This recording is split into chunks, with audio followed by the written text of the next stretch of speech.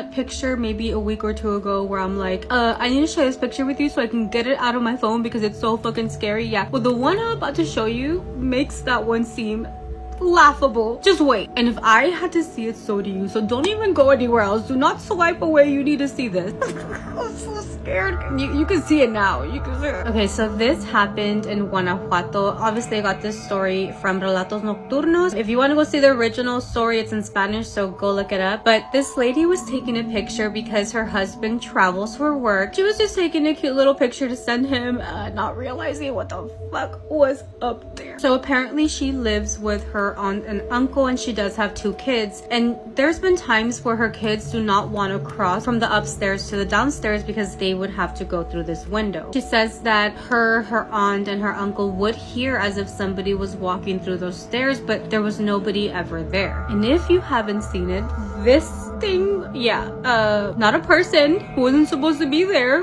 They don't know who it is, but they know that the kids were terrified of crossing by these windows. You cannot tell me that does not look so fucking evil. Closer look just for you. This is the last picture that I'm gonna show you because honestly I'm terrified, and I just like, why do I have to be on the screen with it? Why can't you guys be on the screen with it too? Whatever that thing is, I just feel like it's evil, but let's just all be thankful that it is on the outside of that window, right?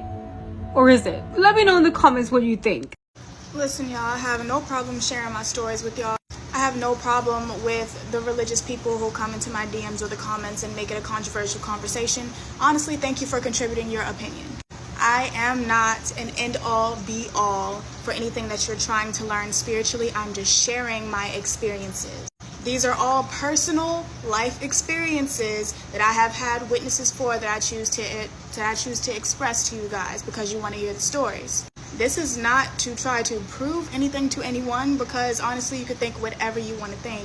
This is not for me to come out with a course on mediumship or anything like that. I'm moving about my gift, how I move about it.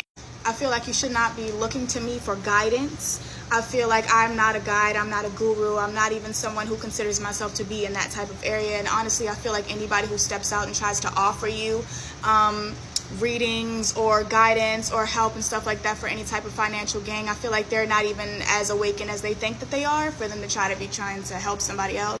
Honestly, I don't feel like you can teach unless you're open to learning, and a lot of people who want to dictate how the conversation goes when it comes to paranormal situations are people who are not open to learning but are trying to teach people different systems that they put in place to try to cover up fears that they may have for things that they may have or may have not ever experienced. You are your own person. I am my own person. I know it may be hard for you to wrap your mind around some of these situations and conversations because you may not have gone through certain things like this.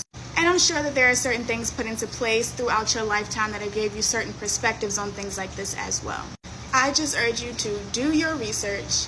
I'm fine with you guys going crazy in the comments how you do. I really don't mind it because I do not have to respond to these. Y'all kind of go back and forth with each other in the comments so y'all can entertain yourselves with that. But anybody who's came to me personally through my DM know that I'm not giving out any services for any type of financial gain. I'm not doing any of these stories to try to put anything on anybody else's name, to try to make it seem like I'm something special or something crazy. I've just been more sensitive my entire life, and I've decided to try to come out and tell you guys these stories. So I'll continue to tell my stories and y'all continue to make it controversial, but thank you for engaging with my page overall, and love you guys. Spooky story time. A follower that wants to remain anonymous sent me the story, and we're gonna call it The Call. For the sake of this story, we're gonna call her Amy. Amy says that this happened a very long time ago when she was about 7 years old, and she had her very first cell phone. Her mom had gotten her a cell phone at the time just in case she needed to reach her for something, or if her mom called, grandma called, they could reach her. One day, Amy, her mom, and her mom's friend went on vacation. And Amy says that they had stopped at this restaurant to have dinner. They were eating like normal, and Amy's phone started ringing. Her mom is like, check who's calling you just in case it's grandma. Amy checks, and it is almost the exact phone number like her mom's. For example, 1 2 3 4 5 6 7 is her mom's phone number, and 1 2 3 4 5 6 8 is this number that's calling her. Because she's curious, she answers it, and she says that this voice was like making her feel very uncomfortable. She says that whoever was on the other end of this call was saying her name, her sister's name, and then, my lovely soul, where are you? over and over. Amy says that she got so scared because, she's 7, hands the phone to her mom and she's freaking out, and her mom's like, and she hangs up immediately. When they get to the hotel, her mom starts going through her phone, checks the call history, and whatever number called Amy's phone was no longer there. So because that phone number was very similar to her mom's, she decided she's gonna save it to her contacts. So she put in the phone number, labeled it mom, just to see, just out of curiosity, and she swears that not even 5-10 seconds after she saved the contact, the number called her. And it repeated that same sentence over and over. She's older now, but she says that till this day, she has no idea who that was or what it was, and she has a feeling it's not a person. What do you guys think? Thank you so much to Amy for sending me this spooky story. I hope you guys enjoyed it. If you guys have any other stories that you'd like to share, please send them via DM or email, and I'd love to read them, and I will see you guys in the next spooky story. Bye! Sleep paralysis stories scare me so much, and I was looking at my inbox this weekend and I happened to see someone's message and she let me share the story with you guys, so here we go. Oh, I will be putting her name in the caption as well in case you guys have any follow-up questions. And yes, these are eyeballs. Hello, I love your content. Thank you.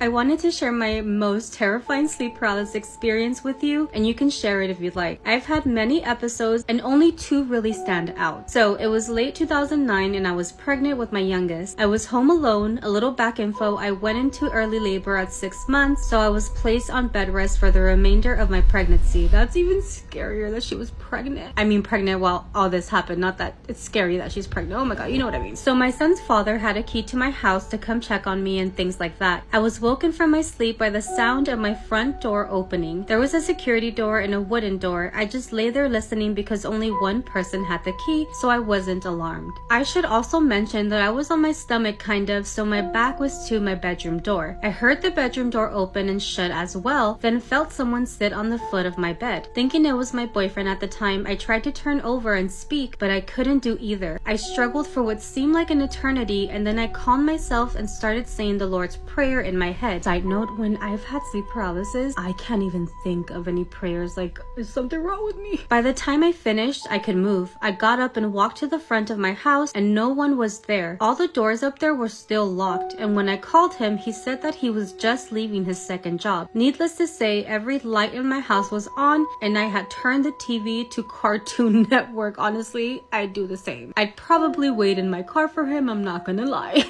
Sleep paralysis stories are so scary. Can you imagine? She's already vulnerable. Like, she's pregnant, she had gone into early labor, she's bedridden, and for this to happen is so messed up. But what do you guys think about it? Has this ever happened to you before? Also, if you send me a story, let me know in the comments so I can go look for it. I have over 1,000 messages in my inbox, which I'm so grateful for. Thank you so much, but not all of them are stories, so sometimes I'm like looking through and I can't find anything because it's like you guys send me lives or like stickers and stuff like that, which is great, but it makes it so hard for me to find stories. So if you send me a story, leave a comment and I'm gonna go look for it. Anyways, I love you so much. Bye bye. It has been a second since I posted. I just had a baby 2 weeks ago, and the number one question that I've been getting is, have we noticed the paranormal activity in our house amping up?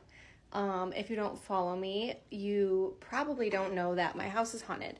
We moved here about 4 years ago, and just weird stuff happens all the time. So I'm here to tell you about what has happened since bringing my baby home. And I already had to change, the joys of being a new mom.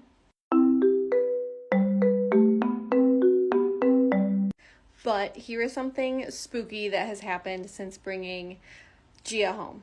So, everything that has happened, it happened once to me and once to my husband. When we feed her at night, weird stuff has been happening. So for me, the other night I was feeding her and I was sitting at the edge of my bed giving her a bottle, and all of a sudden, like literally out of nowhere, it's quiet, the TV's off. I literally only have this like little nightlight on. Everything that is hers, like I have this like ultrasound picture and a baby book and some bottles on my nightstand table, literally just like topples over. like out of nowhere, and it was not balanced, like nothing was balanced on anything. There's no reason that anything should have fallen, so that was really weird. I finished feeding her, I set her down, and I put everything back where it was, and the next morning it was like toppled over again, so I was like, that's weird. Then last night, my husband was feeding her in her room, in her nursery, and he was sitting in the rocking chair, and we have a box of diapers on the floor next to her nursing rocking chair, and the box is open, and like the diapers are all in there, but they're in like the bag still, if that makes sense. And he was like, you know, I was sitting there rocking her, feeding her, and all of a sudden it was like a hand like pressed really slowly but firmly on the diapers, so you could hear like the paper crinkle and like the diapers crinkle. And he looked over and obviously nothing was there, but he could hear the sound, and like it was just really, really weird. So I'll keep you updated if more stuff happens, because we've only been home for 2 weeks now, but it's a little creepy. I have another creepy story about Epping Forest. This girl has DM'd me about her experience, and this literally happened like a few weeks ago. She was at a family party when she decides she wants to leave a little bit early. She gets her daughter in the car, and her mum and dad tell her, make sure when you get in, you text us to tell us that you are safe. And she's only about 10 minutes from home when she has to drive through the very long, very straight road that is surrounded by Epping Forest. And as she pulls onto that road, she starts to get creepy vibes. Like, she just wants to get out of there as quick as she can, because above her, to the left, to the right, she is just surrounded. And so she starts to drive a little bit quicker, but she thinks it will be okay because she's got perfect visibility. She can see the roundabout where the street lights start again, and she wants to get there as quick as she can. She is about halfway up that road when she has just started to pick up her pace. She sees something dart from the corner of her eye across the road right in front of her and fall or throw itself down right in front of the car. Immediately she's thinking it must be a deer, it must be some sort of animal because it's large. Anyway, she does not want to hit it, so she slams on the brakes and she swerves into the opposite lane. The car finally comes to a stop. She is meters away from a tree. So she sits there for a minute and she can't even gather her thoughts to think, did I hit it? What the hell was it? Do I go back? Is the car okay? And then all of a sudden she feels this overwhelming sense of fear telling her to drive. Don't get out of the car, don't stop. Drive. She puts the car in reverse, she gets herself back into her lane, and she sees the figure, and this time it's moving. It's slowly standing to the point where she knows this is not an animal. For a split second she is stuck between that feeling in her brain telling her stop, this is a person, they might need help, and that primal feeling telling her go. Puts the car in gear and she hot tails it out of there, and as she looks to her left she can see that whatever it is has the palest skin she has ever seen. She can just about make out the shape of a face, but something tells her do not look at whatever it is in the eye, just go. But as she starts to drive out of there, when she's a little bit further along and she starts to reach the street lamps, starts to realise that her mum's car isn't driving as it should. It suddenly started to feel like it was pulling more to one side, but she's so scared to stop and she's looking at her phone, but she has no signal, and she keeps going, but it feels like she's not getting to the end of this road. It feels a lot longer than she remembers. Eventually her mum's car, which was a brand new luxury vehicle, starts to stop.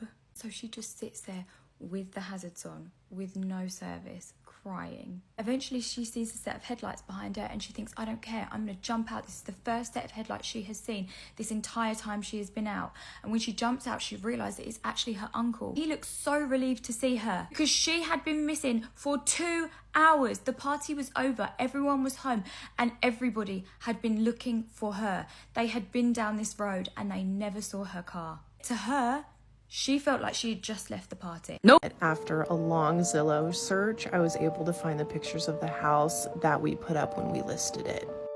And it's worse than I remember. So this was the front of the house. This was the room. Happened with the street light, footsteps outside my door, which caused me to move to the second room. I unfortunately don't have a picture of this room. I had moved out of the house. This was a storage room and we just didn't list it in the pictures when my mom sold the house. This is when you first walk into the house. This chandelier sometimes would just be swinging. Once you walk through here, this was the living room. Right behind that living room was our kitchen. I haven't gotten to this part of the story yet, but eventually I moved into this bedroom. It literally didn't even have a door, but I didn't fucking care because I just wanted to get out of the upstairs area. And so this was part of the room. I didn't get the rest of the room, but when you walked in, it was like really tall ceilings. Now I'm gonna go ahead and show you the upstairs. So once you go up these stairs, which just looking at this makes me so fucking uneasy. The amount of times I would just hear running footsteps up these stairs just creep me the fuck out. This was the upstairs living room, okay? I fucking hated this room. I literally did not spend probably more than like 2 seconds in this room because I would have to walk up the stairs. So the stairs were like right here, and then I'd have to turn the corner. I would have to pass this room every time to go to my bedroom, which led to this landing. So there were like little stairs here that came up. The laundry room was in here, and then this was the landing. And then to the left here was my bedroom door. Now, to get to my parents' bedroom, you would have to walk this way. So like the stairs were here, and then there was another hallway going that way. Okay, I don't even like that. I don't like looking at this picture. This is where I would hear the activity. So right below this room was the kitchen and the living room with the couches, right? So I'd be sitting on the couches and I would just hear like laps, just like someone running back and forth, back and forth, back and forth. Over here to the left was where my parents' closet was, and that is where I hear the shifting of the clothes, right? And I would hear the humming, and I would know that nobody was home. The whole thing just makes me so uneasy just looking at the pictures. I'm gonna have to go outside and like sage myself. But now you have a visual, right? You have a visual. Oh, I forgot to show you my other bedroom. Hold please.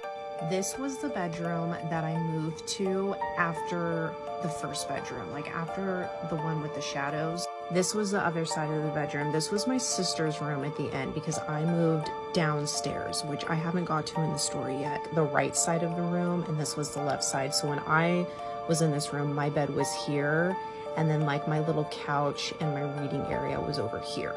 Let's talk about why you shouldn't play with Ouija boards again.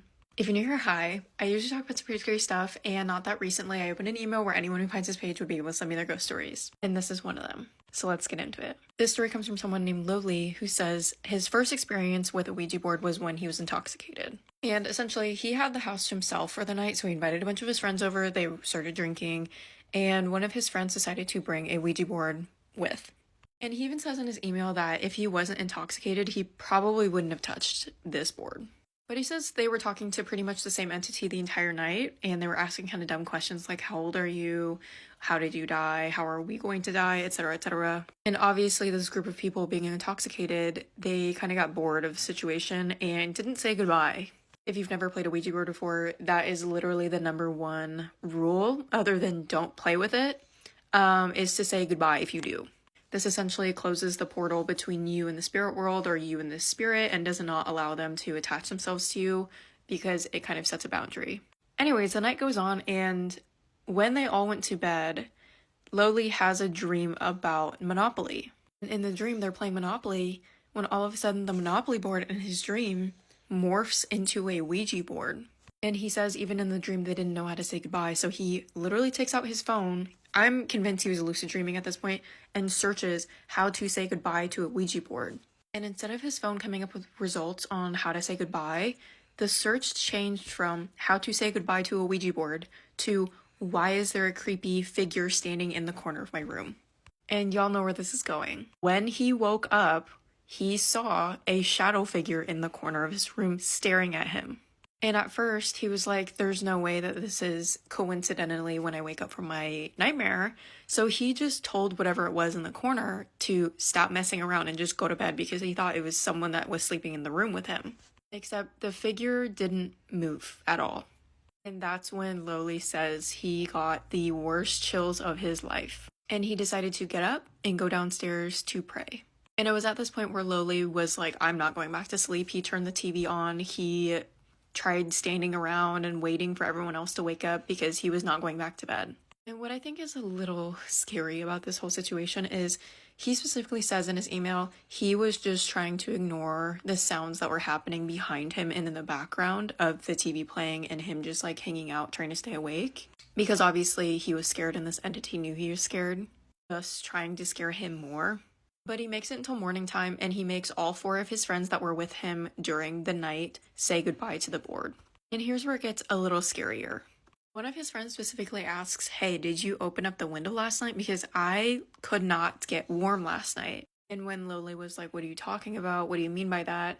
She literally said, I felt a continuous chill down my spine. And after that friend said something, another one of his friends was like, yeah, my back was hurting the whole night. His friend described it as like a stinging pain. And when they looked at his back, he had this huge gash across it. And Lily specifically says that this person was the main person asking questions to the board.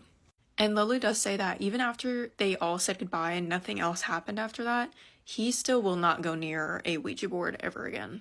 And if you're still confused on why I'm just so passionate about not letting people play with this kind of stuff, just go watch my other personal videos on my experiences with a Ouija board, because I will never touch one ever again. And let me just be nail on the coffin, done. There is a reason why a lot of your favorite creators won't play with them. I use the word play because that is exactly what you're doing. You're playing with something that you have no idea what it is capable of. But anyways, I digress. That's gonna do it for me. Stay tuned for more ghost stories. Spooky story time. A follower named Astrid sent me this story and we're going to call it It Follows. Astrid says that she is now 29, but when she was about 6 years old, she would always stay at her aunt's apartment with her aunt and her baby cousin that was a few months old. She says that at this apartment, the kitchen was right close to the entry door, and that her aunt started complaining that every time she'd be in the kitchen, she could hear the doorknob kind of like shuffling, like if someone was trying to get inside. She says that it would happen so often to the point where she was over it. She decided to put some dirt on the outside of the door to see if there would be some footsteps or something showing that there was someone standing out there trying to open that door. The doorknob starts to move. She runs outside. No one is out there. She looks down and the dirt is not even touched, not even a little bit. She ended up moving to a completely different apartment complex. And she says that this apartment was kind of like in a circle and there was a big tree in the middle. At this point, her aunt had already had another baby. And Astrid says that her aunt loved going out. She loved to go party. And she would get home very late, around 2 or 3 a.m. Astrid's aunt soon started seeing this tall, dark figure staring at her from that tree. Then she started noticing that it would only happen when she would get home extremely late. One night, after a long night of partying, her and the father of her baby were sitting in his truck just talking, and it was about 2 a.m. And then he tells her, I don't mean to freak you out, but the whole time that we've been sitting in this truck talking, I have seen a dark figure staring at us from that tree. That's when her aunt realized that it was not her imagination. She ended up moving to yet another apartment complex, and at this point, she had 3 children. Astrid says that when her youngest cousin was 5 years old, she started telling her teacher very weird things. Her 5-year-old cousin and the older sister shared a bedroom, and they had 2 separate beds. So her 5-year-old cousin would tell the teacher that there was a man and a little girl that lived under her bed. She even described how the little girl would climb out from under the bed. She said that the little girl would play with her toys, but she said that she didn't have a mouth. So when she would get upset, her face would just stretch.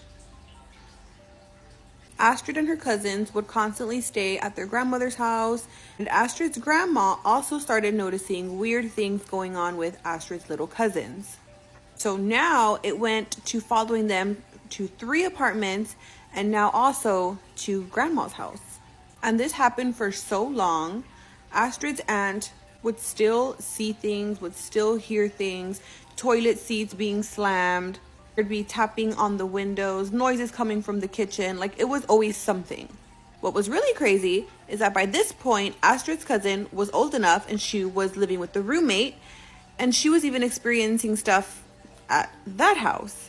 So time has obviously passed. Astrid's aunt and her boyfriend bought a new house, and Astrid's 3 cousins decided to go move in with her as well. And they are experiencing paranormal activity again. She says that her aunt has been hearing like a woman crying in her oldest daughter's bedroom. And her aunt even saw the same tall black figure standing at the foot of her bed. Astrid says that nobody knows what is going on, why any of this is attached to them, what it is, or what it wants. What do you guys think? Thank you so much to Astrid for sharing this spooky story. If you guys have any other spooky stories that you'd like to share, please send them via DM or email, and I'd love to read them, and I will see you guys in the next spooky story. Bye! 4 teenagers vanished after working the closing shift at a small-town fast food restaurant. 2 days later, their bodies were found in the woods, unalived, in 3 separate ways. And no one has ever been arrested. This is the story of the Burger Chef. It was a Friday night in November of 1978 in Speedway, Indiana. The Burger Chef was a fast food restaurant located on Crawfordsville Road. It was winding down for the night. The workers were cleaning up, mopping the floors, and putting ingredients away. The typical closing shift tasks. There were 4 employees working that night. Jane Freet, the 20-year-old assistant manager, Ruth Shelton, who was 17, Mark Flemons, who was 16, and Daniel Davis, who was also 16. They were supposed to close up the store at 11 p.m. and head home, but none of them ever made it home. By midnight, an hour after the restaurant should have been closed, a fellow employee swung by the restaurant to say hi to his coworkers because the restaurant was on his way home. And strangely, he found the back door wide open. He went inside and found that the lights were on, the safe was open, and 2 empty trash bags were missing. And the 4 employees were nowhere in sight, even though Jane's car was still in the parking lot. So he called police. At first, police assumed it was a typical case of teenage employees stealing money and ditching work. Police officers go onto a crime scene where 4 people are missing. They don't photograph anything. They don't take any notes. They just clean up the crime scene. Yeah, let's just clean up the evidence, why don't ya? When no one saw or heard from the kids the next morning, alarm bells went off from all of their families. This wasn't a prank. It wasn't teens skipping town. Something was seriously wrong. Just 2 days later, in a wooded area 20 miles from Johnson County, all 4 bodies were discovered. Officials knew right away that these were the 4 Burger Chef workers because they were still wearing their Burger Chef uniforms. Daniel and Ruth had both been in style with a .38 caliber. Jane had been stabbed twice in the chest so violently that the blade broke off in her heart. And Mark, the youngest, had been beaten and left to die on his own. It was so brutal, and it seemed very personal. Police also noted that strangely none of their wallets or jewelry had been taken. So if the motive here wasn't robbery, then what was it? Was it a hit? Was it a robbery gone wrong? Witnesses came forward saying that they had seen 2 suspicious men lurking around the restaurant that night, one clean-shaven and one with a beard. A few people even remembered seeing a car parked outside around closing time. And the sketches that police put out from the witness descriptions are so haunting. A few years later, an inmate named Donald Forrester confessed to being involved. He said it was a planned robbery that spiraled when Jane recognized one of the attackers. He even led police to the crime scene and pointed out where the shell casings had been tossed, which was in a water tank nearby, and that was correct information. But the case fell apart because he later recanted his statement, and no charges were ever filed. I don't understand when someone confesses something and all of the evidence and everything they told you were correct and correlated. How can you just recant that statement? If it's the truth and it's correct, how can you just say, oh, never mind, no, it's not? It's like it was the details match. Whatever. Despite hundreds of police interviews and tips, no one has ever been actually arrested for this brutal attack on 4 innocent people. 4 young lives stolen in an instant. And after 45 years, this case still runs cold. But not forgotten. New investigators have taken over with modern forensic tools and DNA technology. They're hopeful that they can do something to move this case closer to an endpoint. But again, with the scene being wiped clean 45 years ago by those 2 dumbass police officers, there's really not much evidence they can go off of. There is, of course, hope one day that someone will talk. But until then, the Burger Chef remain one of the most haunting and heartbreaking unsolved cases in Indiana's history. This case is a reminder that any ordinary night can take a horrifying turn at the snap of a finger. If you made it to the end of this video, thank you so much for spending time with me. I'd love to hear your thoughts about this case in the comments. What do you really think happened in the Burger Chef restaurant? I post true crime videos almost every day, so if you enjoy that content, please follow. And please stay safe out there. Anything could be just around the corner. Let's talk about my crazy intuition. I've been very reluctant to make a video about this for a while My friends call it my witchy intuition. And anyone who's not familiar with deeper intuition, or scary intuition as I like to call it, are going to think I'm absolutely insane. And I don't know how else to describe it or tell you to believe in it other than you have to meet someone who has weird intuition like this. And the amount of things I've been able to guess correctly in the past year and a half has been absolutely mind-boggling. And I know I'm going to get a lot of comments that say, like, you're just a good guesser. And a majority of the instances of my intuition, outside of the ones that I'm about to tell you, happen inside of the dreams I have. I lucid dream. I cannot tell you how I do it. I've always been a lucid dreamer. And what's weird is I have full control over myself, my body, and the consciousness I have in my dream. I'm able to wake myself up when I need to, but I'm not able to control like the environment, other people, or the prompt of my dream. With that being said, outside of those instances, which is a majority of them, like I said, I have this witchy tingle. I seriously don't know how to describe it, but I started really noticing it within the last year. This all started like a year ago when I went to the casino with my friends for my best friend's birthday. I'd never been to a casino and I had never gambled in my life. And I'd like to point out that my friends think that this is some like weird superpower that I have because of how accurate it is. And I'm talking about accuracy like 10 out of 10 times. I have guessed correctly every single time. But my boyfriend is walking me through the casino and showing me around like the tables, the slot machines, the automatic games, the live games, etc. And that is when we passed this very specific slot machine. And I just knew it was going to hit for a lot of money. And I turned to my boyfriend and I said, this machine is going to hit for a lot of money. He kind of looks at me like, okay, puts $20 in. It was like $3 a spin. On his third spin, the machine hits for $1,100. My boyfriend turns to me, gives me $20 and says, go pick out another machine that's gonna hit. And reminder, I've never been in a casino in my life, and I was just wandering around by myself until I felt the same feeling I had with the other machine. And this time it is a penny slot, and if you don't know what that is, it's literally 1 cent per spin per line. And I kid you not, the same thing. I put the 20 in, probably my 5th spin in, I hit for like $400 and I bring it back to him. So now I have just won $1,500 in the span of like an hour at the casino, just from sheer intuition. And yes, that can be chalked up as beginner's luck or whatever. And this obviously wasn't the last time I went to the casino. The second or third time I went, mind you, I said I had 100% success rate. I hadn't gambled $1 at this point. And my friend is sitting at the roulette table. I hadn't seen him all night and he has $5 left. And he looks at me, he says, what should I put it on? And if you're not familiar with roulette, I'm going to try to make this sound not complicated. It is this huge circular board with numbers on it that are in black, red, and green font. The green numbers have a higher payout because there are less of them, and the black and red have like the same payout. And usually people don't bet on very specific numbers because the odds of that happening are slim to none. I tell my friend, put your last $5 on red 5. And he kind of gave me this weird look and he's like, are you sure? And I was like, yeah, I'm sure. And you know where this is going. It hits 5 red.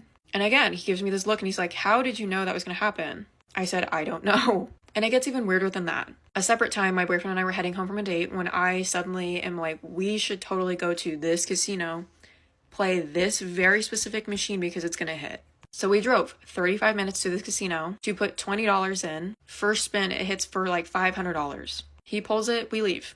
The most recent time that we went to the casino, I was standing in front of this slot machine, this penny slot, and it was the same feeling I felt, but we were looking for our friends and I didn't have time to either put money in or have someone else put money in. And on our way back, after we found our friends, we passed the slot machine and a woman had sat down and hit the grand jackpot on like her second or third spin. And that was the only time I did not vocalize that to other people, and I just kind of internalized that. And obviously it's not just lighthearted things. I wouldn't have included that a majority of these intuitions happen in my dreams if it didn't happen in other circumstances. I also don't want to get it misconstrued that I only am able to feel good things that are going to happen, like a slot machine hitting. I can also feel when things are not right or something is going to happen or when something is there. Because a lot of weird stuff has been happening and I don't want to add scary stuff into this very lighthearted video. But anyways, that's going to do it for me. Stay tuned for my ghost stories. She was happily walking down the aisle in her back garden to get married, but none of the guests had any idea in that same back garden was the body of her dead husband she'd buried after murdering. Michael and Laurie Shaver were school sweethearts. They were in their 30s and they lived in Florida and had 2 children together.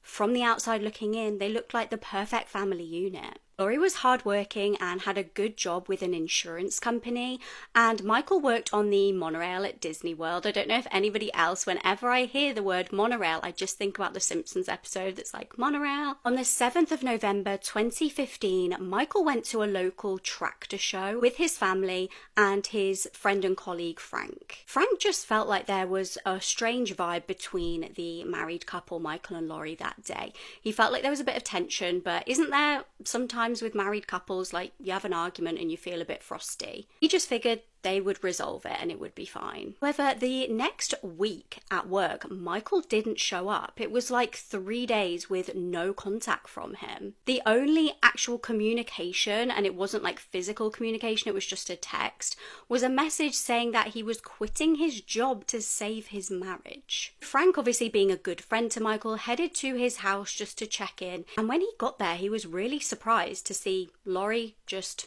there as normal, with no regard for where her husband was. She didn't seem concerned that Michael had just vanished. She told Frank that he'd just decided to up and leave the family. She seemed calm, she didn't seem distressed in any way, so Frank felt this was really weird. However, some of Michael's family members were getting text messages off him. He very much seemed like he wanted to be left alone. He was saying like, I don't have a family, leave me alone. It kind of felt like he had gone off on his own accord.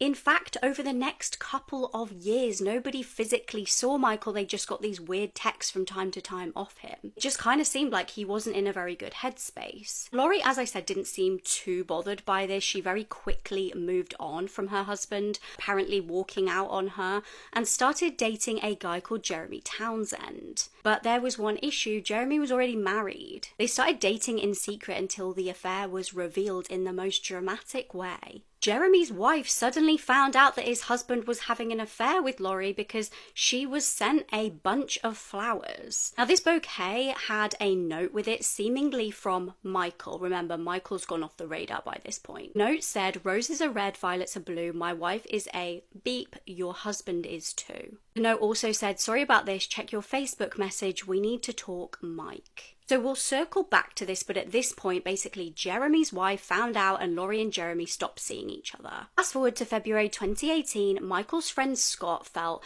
enough's enough. I haven't seen him for years. He called police. He just felt like there's something so strange here. By this point, Lori, the queen of moving on quickly, had found yet another guy to date, but she decided to marry this one. This was Travis Filmer. Now, the pair had a beautiful wedding ceremony in Lori's back garden, but remember, Michael's still nowhere to be seen. I don't know how she managed to marry a new guy when she's already technically married to the other guy who's vanished. Remember, police had been tipped off by Michael's friend that something just wasn't right, so they did head over to the house to do a welfare check for Michael. Now, they didn't find Michael at the house, obviously, but what they did spot was very concerning. This kind of looks like there's a body in the concrete. The ground, as you can see, was weird on one part of the land, so they ended up excavating the ground, and turns out, lo and behold, Michael's body was buried under there. His skeletal remains had been buried in the garden this entire time. He wasn't sending those texts at all to his family, it was Lori. He'd been wrapped in a sheet and had been shot. Now, Travis denied all knowledge of any of this. He believed the lies that Lori had told him about her first husband just vanishing. Interestingly, he is adamant she didn't kill him. I don't know whether that's denial, whether he just doesn't want to believe that he would marry a murderer. And remember those flowers that were sent to the boyfriend's wife? Well, it turned out the flowers were actually sent from Lori herself. They were paid for by her bank account. Maybe she wanted to split up the married couple because she was enjoying, obviously, dating the woman's husband. I don't know, but it gets even crazier. At the murder trial, Michael and Lori's 15-year-old daughter, Isabel, testified. Now, bear in mind, people are pretty sure at this point that Lori has clearly murdered her first husband. Well, Isabel at the trial testified that she had witnessed a violent confrontation back when she was 7 years old. She said she got a gun from her mum's room and shot her dad. She also said that Jeremy the one with the wife and the flowers, was also there, and he shot the dad too. Now, Jeremy denied this whole thing, and the jury did not buy this story at all. Isabel didn't seem to be telling the truth. She kept using the word think. She seemed very unsure. Bear in mind, she was 7 at the time when her dad disappeared. She was saying, like, I think I did X, Y, Z. She seemed to be kind of looking for reassurance. She also couldn't say for sure any details, like whether she hit him in the back of the head or not. I feel, and the jury felt, that the child had been coerced by her mother to lying about this whole thing and trying to get her mother off. The mum had tried to also use Jeremy as a scapegoat. In 2024, Laurie was found guilty of second-degree murder and was given life in prison.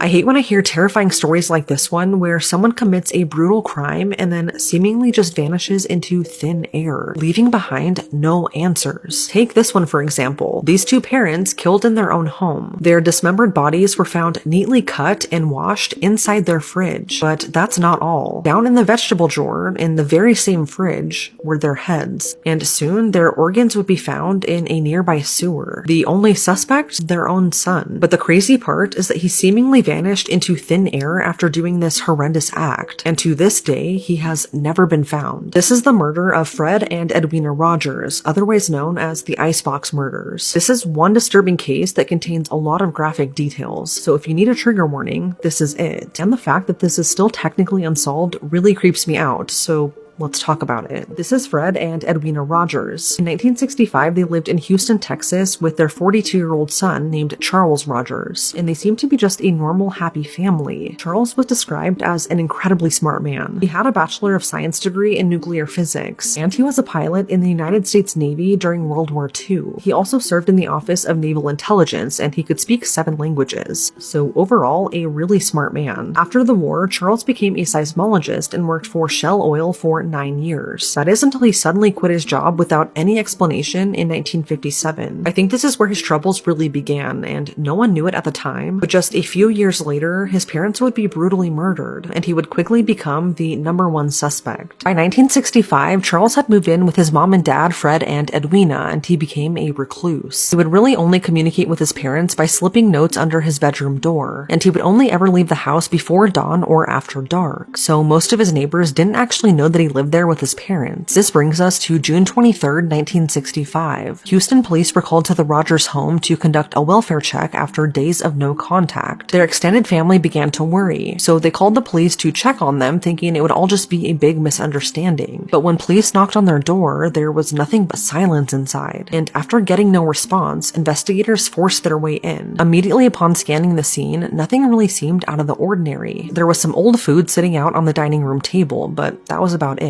As they were about to leave, one of the police officers got this gut feeling to open their fridge. So he did, and what he saw is something straight out of a horror movie. Upon opening the fridge, the officer saw several cuts of washed, unwrapped meat neatly stacked on the shelves. At first glance, he thought that the meat came from a butchered hog, but just as he was about to close the fridge door, he looked down. Inside, and sitting inside the vegetable drawer, were 2 dismembered human heads looking out at him. It was clear they belonged to Fred and Edwina, and what was thought to be hog meat was actually their dismembered limbs and torsos. Police later found their organs in a nearby sewer. They had been removed, cut up, and flushed down a toilet in the home. What's crazy is that the rest of their remains were never found. An autopsy found that Fred was bludgeoned to death with a claw hammer, and his eyes had been gouged out. His private area had also been completely removed. It was found that Edwina had been beaten and shot once, execution style, in the head, and police discovered that their bodies had then been dismembered in their upstairs bathroom. It was clear to the medical examiner that whoever did this had at least some knowledge of anatomy. So then the question became, who would do this? That's when their focus landed on Charles, their 42-year-old son who also lived in the home with them. But what's weird is that Charles was seemingly missing from the scene. So you would think that with the gruesome nature of this crime, that the house/crime scene would be a bloodbath. But surprisingly, it wasn't. It appeared to have been heavily cleaned after the murders. But what little blood they did find led to Charles's bedroom. Police then found found a bloodstained keyhole saw in his bedroom. But again, Charles was nowhere to be found. Police had their suspicions that he was involved in the murder of his parents, but they still had to locate him. Thus began a massive search for Charles. Police even issued a warrant to find him, claiming that he was just a witness to the crime so as not to scare him off. But after extensively searching, no trace of Charles was ever found. Within 10 years, authorities would pretty much give up on finding him, and in 1975, he was legally declared dead. And as of today, he remains the only suspect in these murders. So although we don't know why Charles would do this or what happened to him after the fact, there are a few theories. Theory number one is really only a baseless conspiracy theory that was made up by a couple of authors. They believe that Charles was an undercover CIA operative and that he was one of the two shooters involved in the assassination of JFK. They believe that he killed his parents because his mom found out about this secret, so he killed them to keep her quiet. Police have found absolutely no evidence of this, and what was done to his parents was straight up overkill, so this theory is widely disregarded. Another baseless conspiracy theory is that he killed his parents because they had abused him well into adulthood. There were rumors that Fred and Edwina were con artists, and they would illegally gamble and commit fraud. The theory is that they were stealing large sums of money from him, which caused him to snap and brutally murder them. Part of this theory is that he moved to Mexico after committing this crime, and was hidden by some powerful people that he met throughout his career. I think this theory is also pretty unlikely to be true, but the only thing sort of backing it up is that a high-profile politician and attorney who have never been named have stated that they both saw Charles in Honduras after the murders. This theory ends with him being killed over a money dispute over there. However, again, police have found no proof of this outside of those witness testimonies. Some people believe that Charles was obviously involved in something really bad in the months before the murders took place. They believe that because he was known to be an extreme recluse, that when he would leave the house only after dark, that he was hanging out with some really bad people, and that this was the start of his mental health declining, ultimately leading to the brutal murders of his parents. It's just crazy to me that it's been 60 years and no trace of him has ever been found, especially after how gruesome this crime was. You'd think he would leave behind some evidence that would help locate him. This is one of the most disturbing cases I have ever read about, and I hate that something like this can go unsolved for so long, that so many years have passed and there are still zero answers. But it's now been 60 years, and whatever happened to Charles and his motivation for snapping and committing this horrifying crime remains a mystery. However,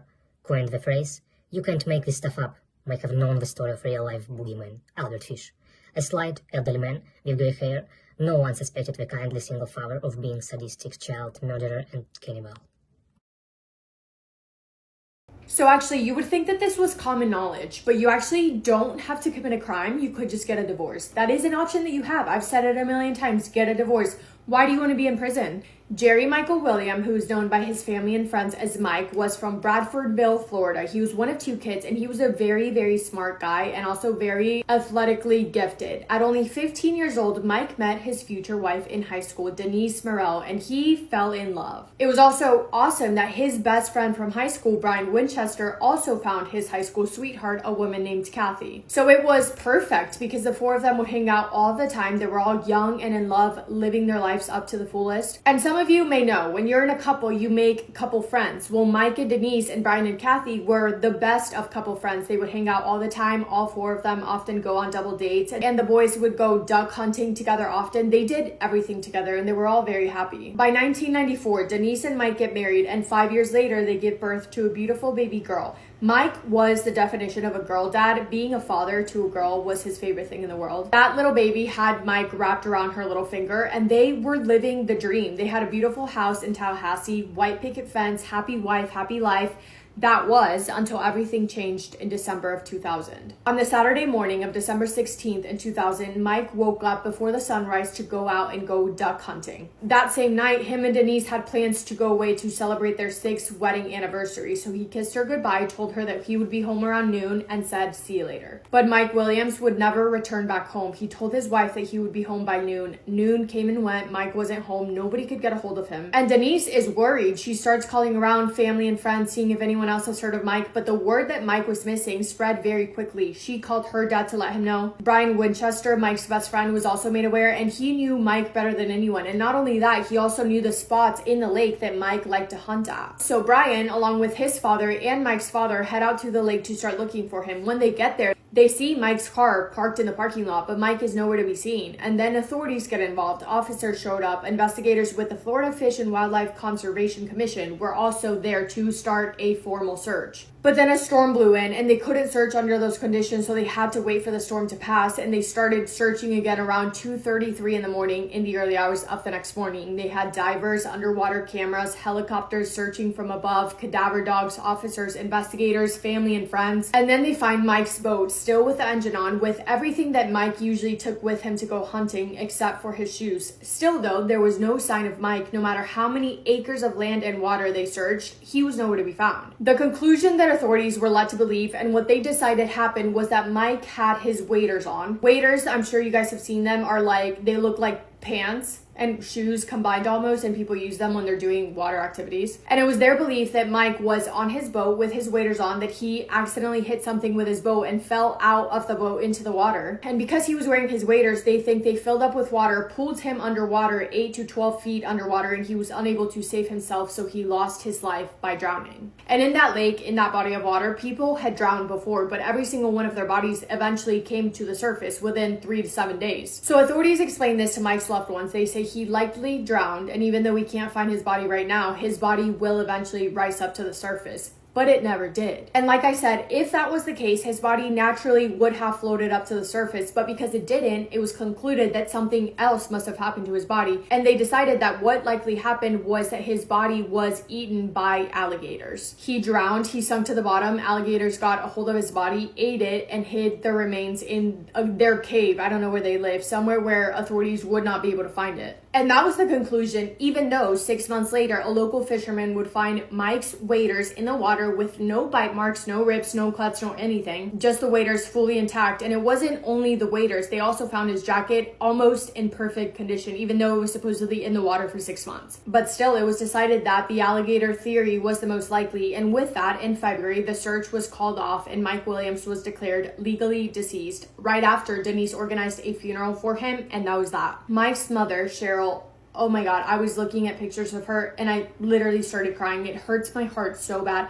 She never gave up on her son, never. That precious little lady devoted her entire life into finding justice for her son. No matter what she was told, no matter what she was going through, she refused to give up on her son. And throughout it all, she pushed through the heartbreak and the grief and never forgot about what mattered most, her son. She just refused to accept the explanation that she was given, and that ended up causing a really big strain on her relationship with Mike's wife, Denise, and in turn with her granddaughter. She basically lost any and all relationship with the granddaughter. And she was willing to lose not only her daughter-in-law, but also her granddaughter, because she was convinced that something more sinister happened to her son, and she was convinced that she would be able to prove it. She just needed someone to hear her out. Cheryl began putting pieces of the puzzle together. She pretty much was conducting her entire investigation all on her own, and she compiled a 27-page document of things that did not sit right with her. She wrote to the governor of Florida weekly for almost 9 years, begging them to please reopen Mike's case and take another look at it. She hired private investigators. She used her retirement money to pay for local newspapers to tell his story. She paid for billboards. She did not believe that what happened to her son was an accident for a handful of reasons. One of those being that alligators did not feed in the colder months, and Mike disappeared in December. In that cold of temperature, alligators do not feed because all they're trying to do is maintain their body temperature. They're not going out and looking for food. And to add to that, by the way, an investigator that was with the state's attorney's office said that even if an alligator had, quote, defied all known gator behavior and eaten Mike's body, it would have left something behind. There would be some kind of remains or something to prove and back that theory. In regards to his boat being found with the engine still on, in addition to that, the gas tank was full, which made no sense because if Mike would have fallen off the boat with the boat still on, the boat would have ran in circles pretty much until it ran out of gas. But the gas tank was full, and it was also weird that the boat was found where it was, because remember I said that there was a big storm? The winds of that storm were so heavy that they would have blown the boat across to the other side of the lake, but that didn't happen either. So Mike's mom, Cheryl, gathers all of this information into a 27-page document, but it wouldn't be until 2004 that the Florida Department of Law Enforcement agreed to reopen the case, because they agreed that they too did not think that this was a drowning. This was more of a suspicious missing persons case. But there was a very big issue, because when the original case happened in 2000, the case was not treated as a criminal case. It was treated like an accident. In other words, the crime scene was not protected at all. all. There were so many people in and around that crime scene, and I know it's a lake, I know, but still, even in the lakeshore, it would have been covered by DNA of everyone who was involved in the search. Mike's car was given back to his family and friends. His boat was given back to his family and friends. Potential witnesses were not asked any questions. Items recovered from the lake were not taken in as evidence. There was just nothing preserved from that crime scene. Nothing that was correctly treated as a criminal suspicions missing persons investigation. So officers hit a brick wall. It felt absolutely impossible for them to be able to make a case, and in 2007 the case was closed again. But then slowly but surely there was one person in Mike's life that really started to raise some disturbing questions. His wife, Denise.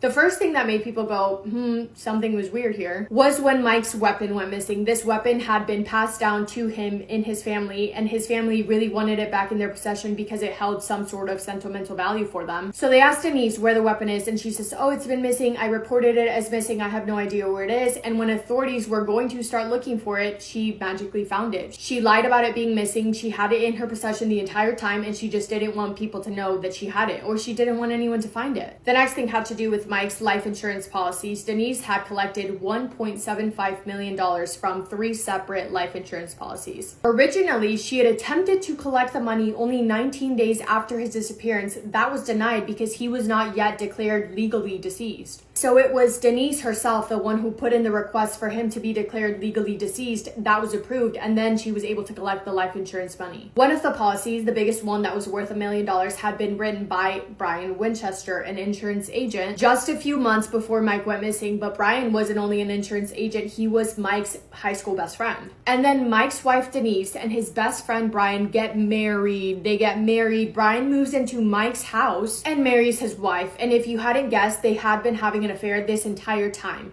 They stayed together until 2015 when Denise filed for divorce. And then she ends up at the police station in 2016, so 16 years after Mike disappeared. And she tells officers that her ex-husband, Brian Winchester, who is also Mike's ex-best friend, tried to kidnap her. He snuck up on her with a weapon, forced her to get into her car and start driving. She ended up driving to a CVS parking lot, to a public place, so that he couldn't harm her. He said that he was in a really dark headspace, didn't mean to hurt her. He said he was just losing his mind. So Denise goes to the police station. She says, I want Brian arrested for kidnapping me with a weapon. And the police, by this point, have really started to believe that what really happened to Mike was that his wife, Denise, and his best friend, Brian, worked together to end his life, to permanently get rid of him, because they had been having an affair and they wanted him out of the picture completely so they could get married and live a happily ever after. And for 16 years, Denise nor Brian had wanted to speak to the police. They were not cooperative at all. And now she is sitting at the police station wanting to arrest Brian. And officers just tell her, you want to put Brian in prison. Do you not think that that's going to make him angry and he's going to tell us the truth about what happened to Mike? And then he says, I don't know what you're talking about. I just want to put him in prison for trying to kidnap me. What she didn't know was that Brian would work out a deal with law enforcement that if he came clean about what happened to Mike Williams, he would get immunity and not get charged with anything in relation to Mike's disappearance, and they wouldn't go after him for the biggest punishment possible in relation to his kidnapping charges against Denise. And that's what happened. He finally came clean. Brian Winchester admitted that him and Denise had been having an affair since 1997. He confessed that he met Mike Williams early on the morning of his disappearance. He took him out on a boat on Lake Seminole, claiming that he wanted to show Mike a quote-unquote secret special spot. And once Mike stood up with his waders on, Brian pushed him into the water, expecting him to drown because of the water that was sinking into his waders. But when Mike grabbed onto a tree stump in the water to stay afloat, Brian got a weapon and he fired directly at Mike's face, ending his life. He loaded Mike's body into his vehicle. He drove nearly 60 miles away to a muddy area near Carr Lake and buried him. Later, he returned to Lake Seminole to participate in the search, pretending to help look for Mike. Brian told authorities that it was him and Denise who worked this entire plan out together, and they swore to each other that they would never ever talk about it again. 6 months after Mike disappeared, investigators suspect that Brian staged the discovery of Mike's gear in the water. Remember, they found his waders and his jackets and they were almost in perfect condition. They think that Brian went back out and put his things there to support the narrative that he had drowned, which then helped Denise be able to recover the $1.75 million from his life insurance policy. Talking about Denise, Brian said, quote, her story that she needed to believe was the story that we created for her, which was that she was at home with her baby, Mike went hunting, and she had no idea what happened, end quote. With his help, authorities were able to recover Mike's body. It was found buried in that muddy area that he said near Lake Carr in Florida, about 60 miles miles away from Lake Seminole, where he was believed to have drowned. It was determined that he was the victim of a homicide. Brian Winchester was found guilty in December of 2017 for the kidnapping charges, and he was sentenced to 20 years in prison with credit for the time already served, to be followed with 15 years of probation. In May of 2018, Denise Williams was arrested and charged with first-degree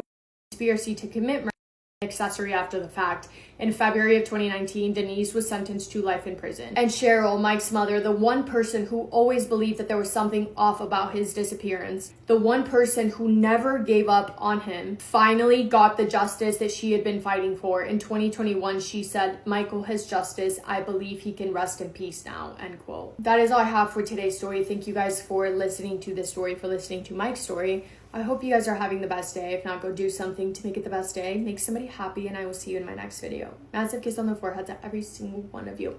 Another crime case to fuck your head up. Warning, this is a true crime case. You have now been warned. Now let's get into this case. It is 1987 in Arlington, Virginia. 44-year-old Susan Tucker is a publications editor who is working for the United States Forestry Service. We are in late November, around the time of Thanksgiving. Susan is spending this holiday alone because her husband, Reggie Tucker, is out of the country in the United Kingdom for a business trip. They are calling each other every single day. It's hard to put the phone down because they miss each other so much, until suddenly these calls stop. And the neighbors notice Susan's bedroom window open. Having a window open isn't suspicious, but given the fact that it was freezing temperatures, the neighbors thought it would be uncommon for Susan to have her window open, so they call police. When police arrive at Susan's home, they notice the front door is ajar, giving them easy entry to the home. As soon as they enter, they see a female's purse on the floor in front of the stairs, with all of its components spilled out. They finally make their way to Susan's bedroom, where they find her in her bed, face down and badly decomposed. She had been dead for 4 or 5 days. She was in a position to where her feet were hanging off the bed and her head was hanging slightly off the other side. She was completely face down. Her stomach was on the bed. Her hands were tied behind her back, connecting to her neck, so the rope was around her neck. Whoever did this had been in the house for quite some time because the drawers were open in multiple different rooms. The house had clearly been ransacked. This is only the beginning of a long reign of terror people are about to experience. Detective Joe Horgus of the Arlington Police Homicide Unit is quickly assigned to the case. Right away, it is difficult. Whoever did this wore gloves because there were no fingerprints and the perpetrator had cleaned up around the house. He particularly cleaned up around his point of entry, and they figured out his point of entry because the basement window had been busted in. He cleaned up so much so that there weren't even any footprints. After Susan Tucker's murder, it jogs the police department's memory of a woman who was murdered 3 years earlier, only 4 blocks away from Susan Tucker. A woman by the name Carolyn Hom. Carolyn Hom was a 34-year-old lawyer who was strangled in her home. Carolyn's perpetrator entered her home the exact same way Susan's perpetrator entered hers. Carolyn's basement window was busted in. She was also tied up in the exact same fashion Susan Tucker was. A rope around her neck, stringing down her back to her hands. Right now, Detective Joe Horgus is working on Susan Tucker's murder. And during this exact time, 100 miles away in Richmond, Virginia, police are investigating a string of murders relatively similar. 35-year-old Debbie Davis and 37-year-old Susan Hellmans. Both Debbie and Susan were found inside of their homes with the same outcome. Debbie was found when police made a welfare check on her. Her parents hadn't got any calls from her. Debbie was deceased in her bed with the exact same tied rope pattern. Susan Hellman was found by her husband. When he left the home and then returned, she was in their closet on the floor, partially clothed. Here's where things just get chilling. Even in your home with your family, you're not safe. You're most likely more safe, yes, but not 100% safe. If it's late for you, maybe wait until the morning to watch part 2, because that's what's coming up next. Go to part 2 if you can handle any more. This is part 2 about the Southside Strangler. Susan Hellman has just been found in her closet on the floor, strangled and partially naked. 2 weeks later, 15-year-old Diane Cho is telling her friends that she has a stalker. She tells them that for the past few weeks, a man has been following her. His eyes are cold. She also stated to them that she had been having reoccurring nightmares about this man, like she was sensing something bad was to come. She was paranoid, beyond paranoid. Soon, all of this proves true. When her mom finds her deceased in her bed. She had been strangled and sexually assaulted while her parents and her siblings were sleeping. Could you imagine just being comfortably in your bed, knowing that your siblings and your parents are home and you feel safe, and someone is able to sexually assault you, and somehow he kept her quiet enough to sexually assault her and then strangle her, and the parents didn't hear a thing? Diane Cho's mother calls 911. The operator tells her to try CPR, and she tells them there's just no point to. It's far too late.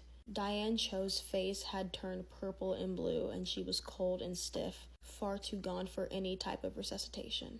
Investigators are without a shadow of a doubt sure that whoever just killed 15-year-old Diane Cho is responsible for the stranglings of Susan Tucker, Susan Hellmans, and Debbie Davis, plus Carolyn Hom.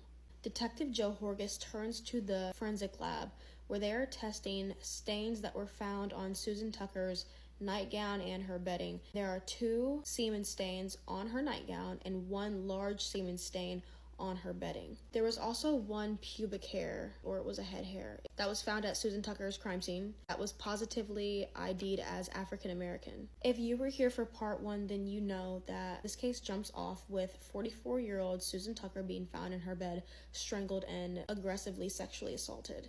And during this, they remember that 3 years prior, there was a woman killed 4 blocks away the exact same way, and that woman's name was Carolyn Hom. Carolyn Hom was strangled in her home around the exact same time that she was strangled. The same exact day, actually, a woman was raped, and there was a string of rapes going on in the neighborhood around like the same couple of weeks that Carolyn Hom was found dead. Multiple of the women said that who sexually assaulted them was an African American man, but they couldn't make out features because I think he was wearing a mask. The man who was raping all these women was never caught. He was never apprehended. They had no clue who did it. Investigators have no choice but to turn to the FBI Behavioral Analysis Unit to try to get a close enough identification of who they're looking for. The FBI Behavioral Analysis Unit will interview hundreds of serial killers to learn what similarities align with all of their psychological makeup. So right now, who is this serial killer snatching women's lives while they're comfortable in their home? Looking at all 5 of these crime scenes, the Behavioral Analysis Unit suggests that whoever did this to these 5 women stalked them before he made his move. He got to know them. He precisely decided when to strike. For example, Susan Tucker, she was murdered when her husband was away out of the country on a business trip. Susan Helms was murdered as soon as her husband left the home. If I'm not mistaken, I don't think he was gone for a long time, unless he was at work. I would have to do more researching, but he left the home, and then as soon as he got back, she was deceased. So obviously, whoever killed her was watching the home to see when she would be inside by herself. That creeps me out so bad. The anxiety is among us. But anyway, the analysis unit also suggested that the perpetrator was between the ages of 18 and 30. The quiet type most likely had a smaller job and stayed by herself. These autopsies, though, have a spine-chilling story to tell. Go to part 3. This is part 3 about the Southside Strangler. This killer is sadistic. All 5 of these women were strangled in their homes while they were alone, except for 15-year-old Diane Cho. She was strangled in her bed while her parents and her siblings slept down the hall. This killer has to have some balls on him. These women weren't just strangled. He took a long-lasting pleasure in seeing them struggle to breathe. So what the autopsy showed, if you don't like things going into detail like this, I'm a crime page that goes into detail on the actual death process of these people. If you don't like that, there are plenty other crime pages who will not go into detail and creep you out. So if you're still here, that means you want to hear it.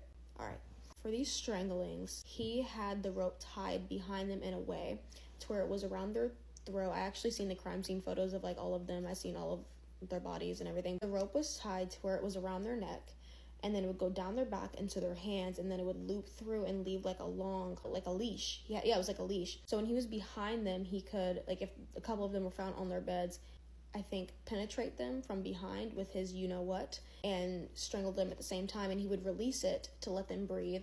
Because when you strangle somebody, a lot of people don't know this, but you have to keep strangling after the person passes out. They're only passing out because of lack of oxygen, not because they're deceased. Anyways, what he would do is he would strangle them until they would pass out from lack of oxygen. He would wait for them to wake up and then strangle them and let them pass out again. And then he would just religiously do it, let them pass out like 4 or 5 times. If I'm not mistaken, you have to keep strangling for at least another 2 minutes after the person has fallen asleep, and then their heart will finally stop. After he would do that, he would then play with himself on them. Oh my god, I hope this is not too much information. I'm just gonna cut all this out. I'm not even joking. No, I'm not. One of them, actually, it was so bad. I think it was Susan Hellman. She was so aggressively strangled that there was a footprint on her back. And like I said, this was tied behind two of the hands like a leash. And it was connected to the hand. So if you can imagine someone on their stomach on the ground and you're stomping on their back to keep them down, to get you like a leverage to just yank it up. Her husband had just left. She had to have been just hoping like that her husband would just show up in time. Like, please hurry up and get here. Like, please God, let him hurry up and get here. He didn't come back in time. And then he had to find his wife like that. Like, that's so sad for even him. Even though he can't blame himself, you're always going to naturally blame yourself. Well, I wasn't there in time. I didn't make it back. Like, this is my fault. Even though it's not his fault. This perpetrator got off on seeing these women struggle to breathe. He enjoyed seeing a woman beg for her life as he slowly took it. They're at the point in the investigation where they can finally use DNA. The results will not be in for another 10 weeks. But of course, they can keep going with their investigation. The behavioral analysis unit said that also whoever did this probably started off in their younger teen years. And usually when a person first starts committing crimes, they usually start close to home in their own little neighborhoods. They have an African American hair. And then they have all of this information that the behavioral analysis unit gave to detectives. Just out of nowhere, the name Timmy comes to Detective Joe Horgis's mind. This was a male that years prior had multiple run-ins with him and the police officers for being into so much mischief. He would set fires, he would burglarize multiple homes, places. He was a badass kid. But for the life of Joe Horgis, he cannot remember the full name or this person's last name. They ran the name Timmy and Tim through their database. They couldn't find anybody. And then randomly, Joe Horgis comes into the office and just the name out of nowhere, Timothy Spencer. Just like that. Timothy Spencer had been in trouble multiple times as a juvenile with police. Timothy was currently living in a halfway house. In the same week that Susan Tucker was murdered, Timothy was actually away from this halfway home and he was at his mother's house for the holidays. The exact same week that Susan's husband was away on a business trip out of the country.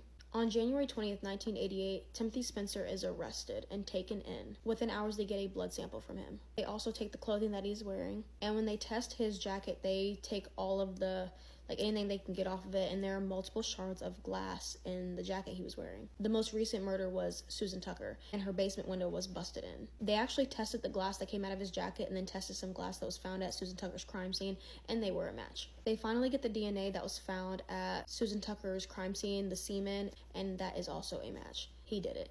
July 11th, 1988, Timothy Spencer went to trial. It was the first time in the United States that DNA would be used in a serial killer conviction. Timothy Spencer was found guilty of sexual assault and murder. I don't have much to say about this one, just ladies, stay safe. I love you.